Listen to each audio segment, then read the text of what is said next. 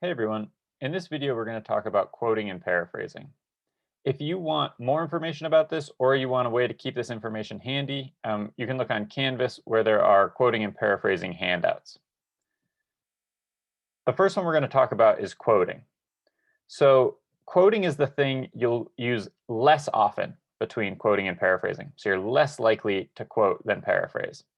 Quoting means that you're using the exact words of another writer in your writing, and it's surrounded by quotation marks and it's cited.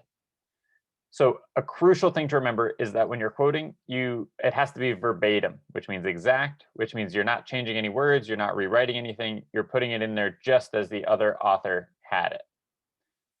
So remember, most of the time you'll be paraphrasing, but when you quote, you should have a good reason to do that.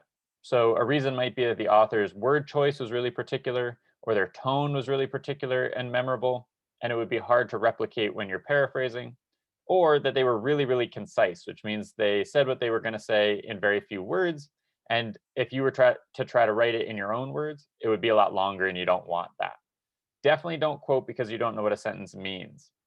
That'll usually stand out, and it'll seem clunky, and sometimes it won't be making the argument that you think it's making.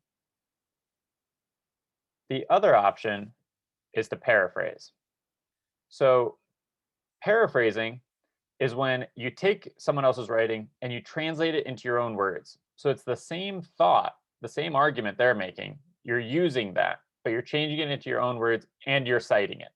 So you don't want to use their words or structure or syntax. You want to translate it so it sounds like it's coming from your mind, but still you cite it to show this is where it came from, and credit the person who originally came up with it.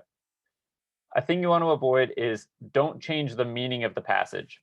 If you summarize, and in summarizing, you kind of obscure what the original writer was trying to say, that's not a good paraphrase. You want to be faithful to what they were trying to communicate.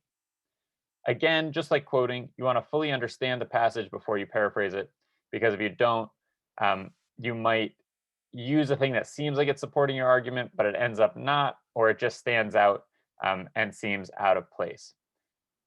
So when you're looking at a source and deciding to take information, remember most of the time you're paraphrasing. Your standard should be to paraphrase with a citation, but in those cases we talked about before, a particular tone, a particular word choice, or it's really concise, those might be times where instead of paraphrasing, you use a quote where you translate it exactly.